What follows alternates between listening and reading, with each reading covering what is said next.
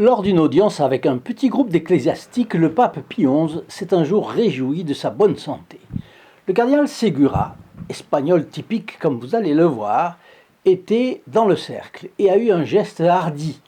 Il a griffonné un petit billet tout de suite qu'il a fait passer à Pie XI, où il s'étonnait que sa sainteté ne fasse alors pas partie des amis du bon Dieu, puisque celui-ci se plaît à éprouver la santé de ceux qu'il aime. Le pape, ayant été affligé de maladie peu d'années après, se souvenait d'avoir été taclé par le cardinal Segura et a profité d'une autre audience. Il lui a fait passer un petit billet disant « Soyez rassurés, je fais maintenant partie des privilégiés du bon Dieu. » Les jours où vous souffrez dans votre santé, rappelez-vous que c'est un signe de prédilection. Vous me direz qu'il y a des signes dont on se passerait bien. Certes, mais ce serait une perspective plus terrestre que spirituelle, vous en conviendrez. Ce qui n'empêche pas évidemment de demander à notre bon capucin de nous soigner ou de nous guérir, évidemment. Il y a des moments où cependant il faut être courageux quand on doit avancer, même quand on voudrait faire le contraire. Voyons l'exemple que nous donne le Padre Pio du 20 au 23 septembre 1968. Chers amis fidèles du Padre Pio, bonjour, mon nom est Jean Goyard et vous assistez au programme sur les pas du Padre Pio. Aujourd'hui, les 3 derniers jours du Padre Pio à San Giovanni.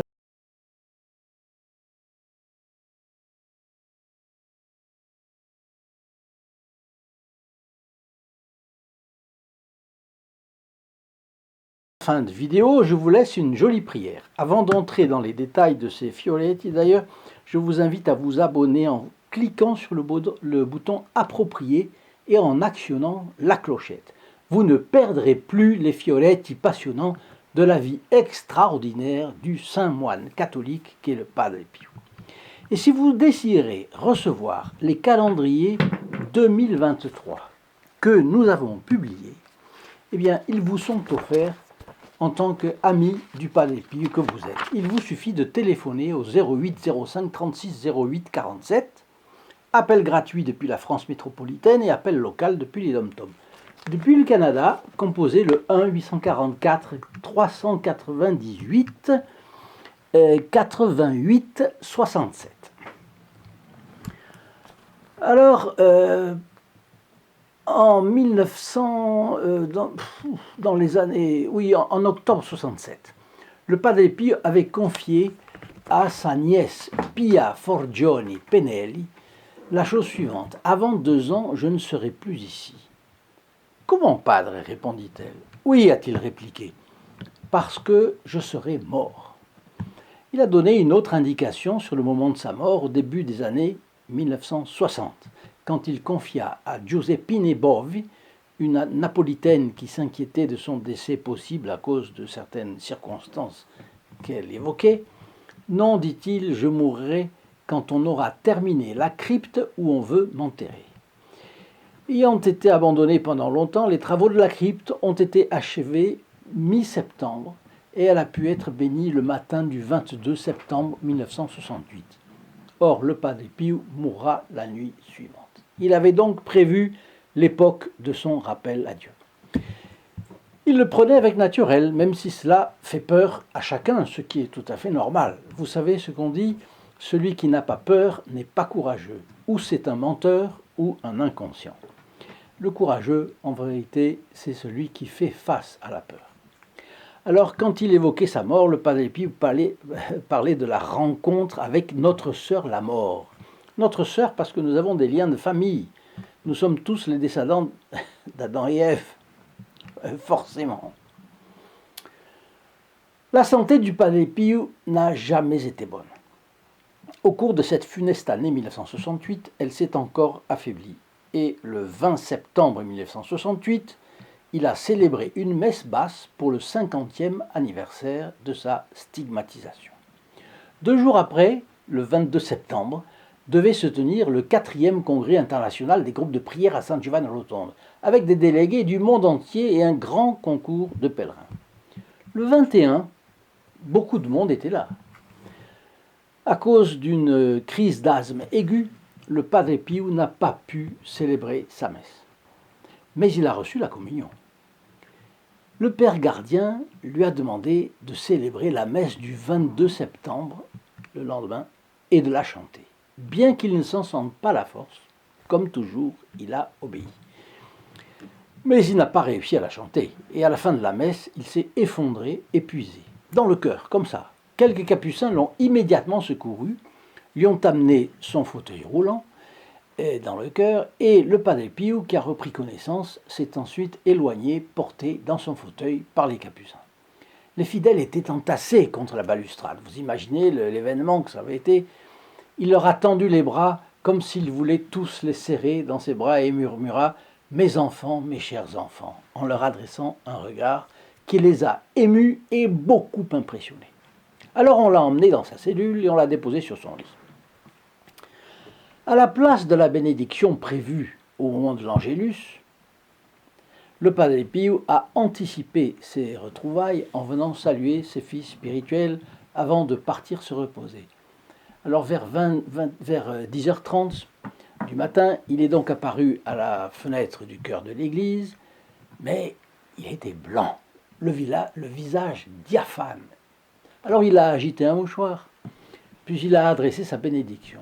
Et dans son livre « Padre Pio le stigmatisé », Yves Chiron note que ce fut comme une vision d'un autre monde, comme une apparition, ce Padre Pio-là, à la fenêtre, là, bon, blanc, diaphane. Puis il est resté toute la journée dans sa chambre. Que s'est-il passé le soir du 22 septembre? Il a été veillé par le Padre Pellegrino, depuis longtemps placé aux côtés du Padre Pio par le Père gardien. Peu après minuit, il s'est confessé pour la dernière fois et a voulu renouveler ses vœux de capucin. Ses vœux comme une assurance, une affirmation face aux démons qu'il restait capucin envers et contre tout.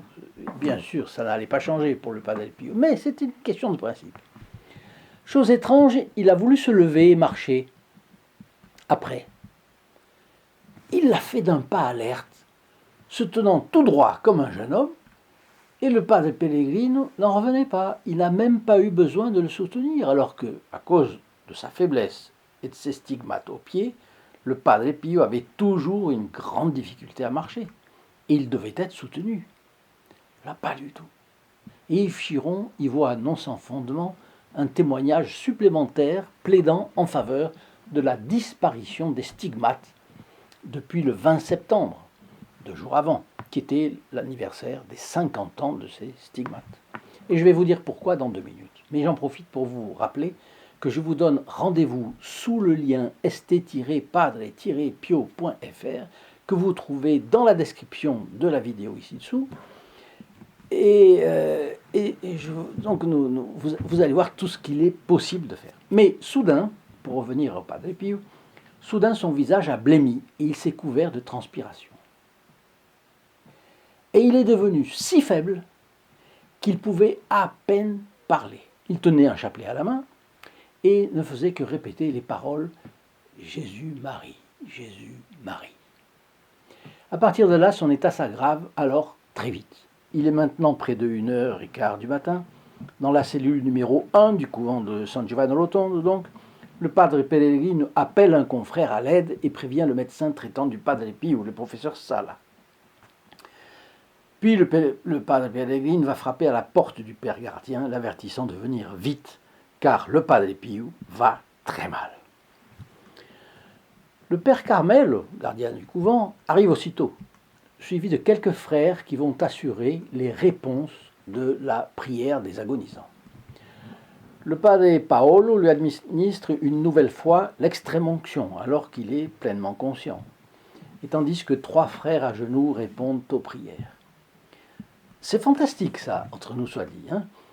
On aimerait bien mourir dans ces conditions, avec des moines comme ça, capucins qui prient pour vous. C'est fantastique. Bon. Ayant reçu les onctions sur les yeux, les oreilles, le nez, la bouche et les mains, alors le Padre Pio émet un son comme oh.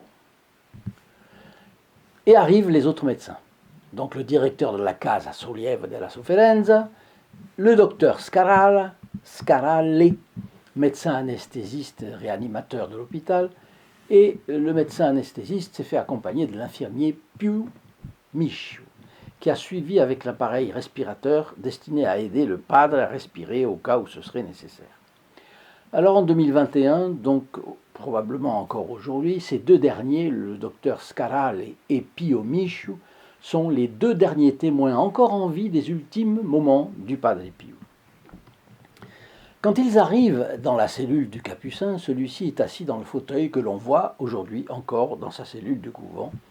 Je vais demander à ce qu'on vous mette la photographie que nous avons de cela lorsque nous avons été à San Giovanni Rotondo il y a quelques mois.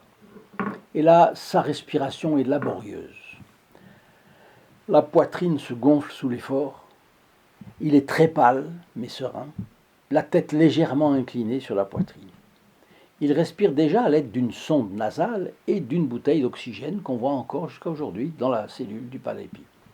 Le docteur Scarale retire la sonde nasale et lui place un masque à oxygène. Le Padre Pio n'a même pas le réflexe de défense qu'ont les malades auxquels on applique sans prévenir le masque. Et il n'écoute d'ailleurs pas ce que dit le médecin. Par réflexe, il appuie le visage sur le masque et la main. Le docteur Scarale a raconté qu'il le tenait à gauche, comme ça, donc le Padre Pio a appuyé sur le masque et la main du docteur Scarale, sa tête, mais son regard est déjà perdu dans le vide. Puis il perd connaissance. Le docteur Scarale essaie de le ranimer, sans succès. Et pour ainsi dire, le Padre Pio est mort dans ses bras. Pio Michu regarde cette scène dramatique en silence. Il est debout près du radiateur, il regarde en silence ses derniers moments jusqu'à la fin, saisi. Le père gardien prend la main droite du Padre Pio et vérifie qu'elle est déjà froide. Il l'appelle plusieurs fois « Padre, Padre !» Mais le Padre ne répond pas. Le docteur Scarale, lui, prend le pouls au niveau de la carotide avec les deux doigts, comme font les médecins, en appuyant sur l'os l'index et en tâtant le pouls avec le majeur, et il constate qu'il s'est arrêté. Il déclare alors que le Padre Pio s'en est allé. Il est 2h30 du matin, le 23 septembre 1968.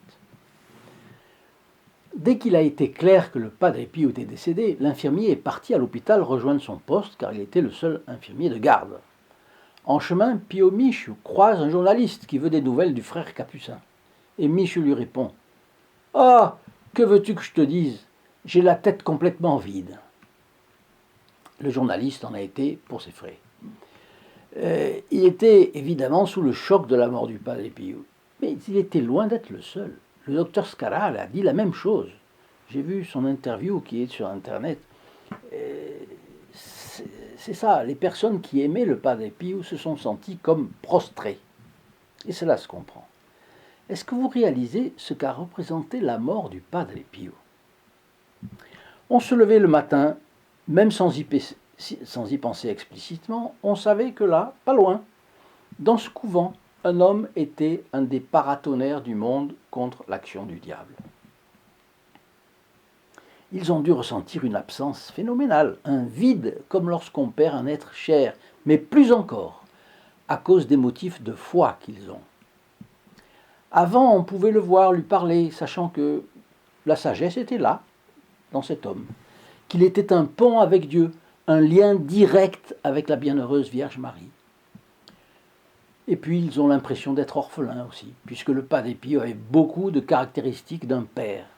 Le père de ses fils et filles spirituels, mais aussi un peu le patriarche de tout le monde, l'ultime solution en cas de difficulté majeure. Et à tout cela s'ajoutait une réalité, toutes les raisons logiques pour savoir qu'un saint s'en était allé. Bien sûr, l'apparence n'est qu'un voile, et les gens savaient ou auraient dû savoir qu'un saint au ciel est encore plus près qu'un saint sur la terre. Mais il y a un effort à faire pour ça. Parce que les yeux ne voient pas, et les hommes ont l'habitude invétérée de penser et d'agir seulement en fonction de ce qui est perceptible par leur sens. Au fond, nous sommes bornés. Parce qu'il y a bien des choses impalpables dans la vie. C'est bien la définition, tenez, d'un non dit un non-dit, il est impalpable. C'est un non-dit. Ou alors une ambiance. Une ambiance, ça, ça ne se saisit pas avec les yeux, ni avec les oreilles, ni avec le nez, ni avec la saveur, le palais. Bon. Et puis surtout, ne proclamons-nous pas dans le credo que Dieu est le créateur de toutes les choses visibles et invisibles. Et en tout premier lieu, l'âme et la grâce. Alors, je vous ai promis une explication sur ce qui s'est passé le 22 septembre. Parce que pour finir, il faut vous dire que la mort de notre bon Capucin a été marquée par un miracle impressionnant. C'est la disparition des stigmates sans laisser aucune cicatrice. Sur les pieds, sur les mains, aux côtés, à l'épaule, rien. Toute blessure, c'est ce que dit un médecin, toute blessure, au moment où elle se produit, active immédiatement un processus de réparation qui se traduit par un tissu cicatriciel. Or, quand on a examiné le corps du Padre Pio après sa mort, on a constaté que les stigmates, dont l'authenticité avait été certifiée par 3 médecins, avaient disparu sans laisser de traces. Un témoignage surprenant nous vient aussi d'un fidèle nommé Pagnosin. Il a assisté à la dernière messe du Padre Pio depuis la tribune gauche de l'église et a pris quelques photographies au téléobjectif. Et lorsqu'il obtient les photos quelques jours après, il constate avec stupeur que le Padre Pio, sans aucun doute possible, ne porte plus trace de ces stigmates. Il les avait reçus le 20 septembre 1918, il les avait encore quelques jours auparavant, il ne les avait plus le 22 septembre 1968. De leur côté, les médecins s'en sont rendus compte 10 minutes après la mort du Padre Pio. Ils en ont pris des photos. Je les ai vues. Les confrères capucins du Padre Pio ont fait les mêmes constatations et en prendront des photos aussi. Mort, le Padre Pio a récupéré une peau douce et lisse à l'endroit des plaies qui avaient saigné durant 50 ans sans se cicatriser.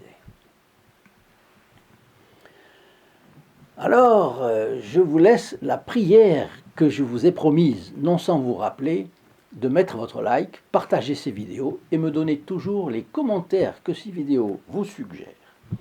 Et puis si vous avez des questions, n'hésitez pas non plus, évidemment. Merci beaucoup. Donc, prière pour les mourants. Ô Jésus très clément, qui aimait tant les âmes, je vous supplie par l'agonie de votre très saint cœur et par les douleurs de votre très sainte mère, de purifier dans votre précieux sang tous les pécheurs de la terre qui sont maintenant en agonie et qui aujourd'hui même sont sur le point de mourir, ainsi soit-il. Cœur agonisant de Jésus, ayez pitié des mourants. Vous savez que sainte Thérèse de l'Enfant Jésus disait qu'on pensait encore à prier pour les âmes du purgatoire, mais pour les mourants, on n'y pense pas. Et évidemment, c'est important parce que plus ils seront près de Dieu au moment de la mort, moins ils iront au purgatoire. C'est un acte, mieux vaut prévenir que guérir. Alors, chers amis fidèles du Padre Pio, je vous souhaite une très bonne journée et je vous dis à demain. Au revoir.